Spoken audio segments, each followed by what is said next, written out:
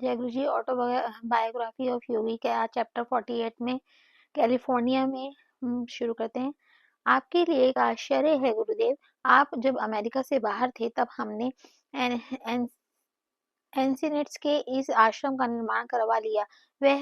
यह आपके घर लौट आने की खुशी में आपके लिए हमारी ओर से एक भेंट है। शिलीन, सिस्टर ज्ञान माता, दुर्गा माँ और कुछ अन्य भक्त मुझे एक प्रवेश द्वार पर ले जाकर एक रास्ते से ऊपर ले जा रहे थे, जिसके दोनों ओर छायादार वृक्ष, सामने एक सफेद भवन दिखाई पड़ रहा था सागर किनारे। वह भवन ऐसा लग रहा था कि मानो नीले समुद्र जल में कोई विशाल सफेद जहाज खड़ा हो। पहले तो मैं अवाक रह गया, फिर मैं केवल ओह वाह जैसे उद्गार ही मुख में से निकल रहे थे। अंततः आनंद और कृतज्ञता को व्यक्त करने से में शब्दों का असमर्थ पाकर मैं आश्रम निरीक्षण करने लगा। उसके साधारण रूप से बड़े 16 कमरे थे। प्रत्येक कमरा सुंदर रीति से सजाया गया था। छत तक ऊंची बड़ी बड़ी खिड़कियों से युक्त विशाल मध्यवर्ती हॉल में हरियाली, समुद्र, आकाश का सुंदर दृश्य दिखता है, मानो पन्ना स्फटिक और नीलम का अत्यंत प्रमाणबद्ध प्रयोग कर नितांत सुंदर चित्र बनाया गया हो। हॉल में स्थित विशाल अंगीठी के ऊपर ईसा मसीह, बाबा जी, लाड़ी महाशय और श्री युक्तेश्वर जी की तस्वीरें लगी हुई थी। देखकर मुझे ऐसा लगा मानो वह उस शांत पाश्चात्य आश्रम पर अपने आशीर्वाद की वर्षा कर रहे हों। हॉल के सीधे नीचे खड़े तट में ध्यान के लिए 2 गुफाएं बनाई गई थी। उन गुफाओं के सामने केवल अनंत प्रकाश, आकाश और अनंत सागर ही है। आश्रम परिसर में सूर्य स्नान के लिए ओट से में सुरक्षित स्थान है। शांत वृक्ष कुंज और उसके उन तक जाने वाले पत्थर की पंगड़ियां हैं। गुलाब के बगीचे, नीलगिरी के वृक्षों का एक कुंज है तथा एक फल उद्यान है।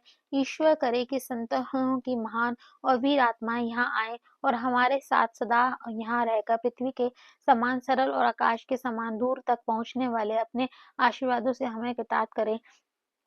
कैलिफोर्निया के एस्टिस ग्राम में यह विस्तृत आश्रम श्री जेम्स के जे लीन की ओर से सेल्फ रियलाइजेशन फेलोशिप के लिए उपहार था। श्री लीन 1932 में क्रियायोग की दीक्षा लेने के बाद निष्ठावान क्रियायोगी रहे हैं। अंतहीन जिम्मेदारियां संभालने वाले अमरीकी उद्योगपति होते हुए भी वे विशाल तेल उद्योगों के परिसर तक संसार की सबसे बड़ी अग्नि बीमा कंपनी के मालिक थे। शिलीन को प्रतिदिन लंबे एवं गहरे क्रियायोग ध्यान के लिए समय मिल जाता था। इस प्रकार का संतुलित जीवन जीते हुए उन्होंने समाधि में अवचल शांति प्राप्त कर ली। मैं जब भारत और यूरोप में था तब श्री लीन ने कैलिफोर्निया में से मेरे साथ पत्र व्यवहार करने वाले लोगों से मिलकर एक प्रेम पूर्वक षड्यंत्र रचा कि एंसिनिट्स आश्रम के निर्माण का कोई समाचार मुझ तक ना पहुंच पाए। कितना सुखद आश्चर्य यह है। पहली कई बार सागर तट पर एक छोटा सा आश्रम बनाने की जगह की तलाश करते हुए मैंने कैलिफोर्निया का पूरा सागर किनारा छान डाला था। जब भी मुझे कोई योग्य स्थान मिलता तब उसमें कोई न कोई बाधा आ जाती और मेरी योजना धरी की धरी रह जाती। आज एस्निट्स में कई एकड़ भूमि पर बने इस आश्रम पर दृष्टि फेरते हुए श्री युक्तेश्वर जी की बहुत पहले की हुई भविष्यवाणी की पूर्ति मुझे नजर आ रही थी। सागर तट पर आश्रम। कुछ महीनों बाद 1937 के ईस्टर के दिन मैंने वहां की हरियाली पर ईस्टर सूर्योदयकालीन ध्यान का आयोजन किया, जो बाद में प्रतिवर्ष चलता रहा। कई सौ शिष्य प्राचीन ऋषियों की भांति श्रद्धा और भक्ति के साथ उस दिन नित्य घटित होने वाले चमत्कार का निहार रहे थे। पूर्वाकाश में से सूर्य का जागना, पश्चिम में अपनी गृहस्थी आवाज से करता प्रशांत महासागर और उससे दूर कहीं पर अपना पाल फैलाए चल रही नाव, आकाश में उड़ान भरता एक अकेला समुद्री पक्षी। ईसा, सचमुच तुम्हारा पुनरुत्थान हो चुका है। केवल ईस्टर के सूर्य के साथ ही नहीं बल्कि ब्रह्म की अनंत प्रभास में अनेक सुखद महीने बीत गए। एनिस्टिस की परिपूर्ण सौंदर्य के परिवेश में बहुत दिनों से मन ही में जिसकी योजना बना रहा था वह कार्य अर्थात कॉस्मिक चैंट्स की रचना मैंने कर दी है। उन अनेक भारतीय गीतों को अंग्रेजों शब्दों और पाश्चात्य संगीत में डाल के हम इनमें शामिल है शंकराचार्य का चिदानंद रूप है, शिवोहम संस्कृत ब्रह्मानंद परमा सुखदम, टैगोर का कौन है मेरे मंदिर में। इसके अलावा मेरे अपने भी अनेक गीत इसमें हैं, जैसे मैं तेरा हमेशा, in the land beyond, my dreams, मैंने तुझे दी आत्मा की पुकार, come listen to my soul song. तथा शांति मंदिर में गीतों की इस पुस्तक की प्रस्तावना में मैंने पूर्व गीतों का पाश्चात्यों की प्रतिक्रिया के अपने प्रथम असाधारण अनुभव का वर्णन किया है, जो 18 अप्रैल 1926 को न्यूयॉर्क के कार्नेगी हॉल में एक सार्वजनिक व्याख्यान के अवसर पर घटित हुआ था।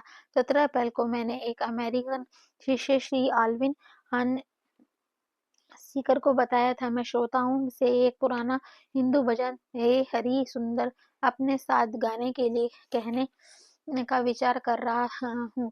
श्री हंसिकर ने यह कहते हुए मेरे विचार पर संदेह प्रकट किया कि पूर्व गीत आसानी से अमेरिकन लोगों की समझ में नहीं आ सकते। मैंने कहा था, संगीत सार्वभौमिक भाषा है। उस उदात्त गीत में निहित आत्मा की ललक की वो अमेरिका के लोग भी निश्चित ही अनुभव करेंगे। दूसरे दिन रात को 1 घंटे से भी अधिक समय तक हे हरि सुंदर के भक्तिपूर्ण स्वर 3000 कंठों में आते रहे। प्रिय न्यूयॉर्क वासी, आज तुम उदासीन नहीं रहे।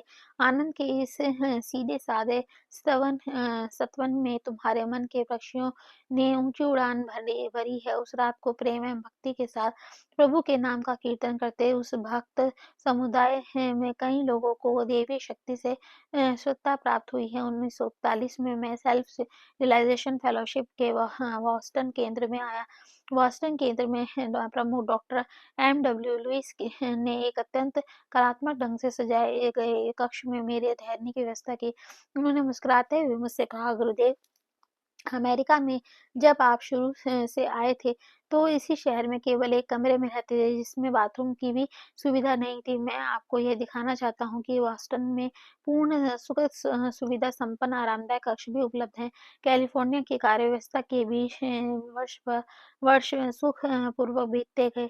1937 में एंसिनिट्स में एक सेल्फ रियलाइजेशन फेलोशिप कॉलोनी की स्थापना की गई। उस कॉलोनी में शिष्यों को सेल्फ रियलाइजेशन फेलोशिप के आदर्शों के अनुसार विविध गतिविधियों द्वारा प्रशिक्षित किया जाता है। यहाँ एनिस्निट्स और लॉस एंजलिस के केंद्रों में रहने वाले लोगों के लिए फल एवं सब्जियां उगाई जाती हैं। ईश्वर ने एक ही रक्त से मनुष्य की सब जातियां पृथ्वी पर रहने के लिए बनाई हैं। विश्व बंधुत्व बहुत व्यापक शब्द है, परंतु मनुष्य को स्वयं को विश्व नागरिक मानते हुए अपनी सहानुभूति को विस्तारित करना ही होगा। सच्चे अर्थ में जिसकी समझ में यह आ गया कि यह मेरा भारत है, ये मेरा अमेरिका, मेरा यूरोप और मेरा अफ्रीका आदि आदि, उसके लिए उपयोगी एवं सुखी जीवन के तरीकों का कभी अभाव नहीं होगा। श्री युक्तेश्वर जी शारीरिक रूप से भारत की भूमि के अतिरिक्त कहीं नहीं रहे, परंतु बंधु भाव के इस सत्य से वे भली भांति परिचित है। सारा जगत मेरा देश है। जी, ये चैप्टर समाप्त हुआ। नेक्स्ट चैप्टर 1940 से 1951 की अवधि में क्या क्या हुई था वो हम पढ़ेंगे।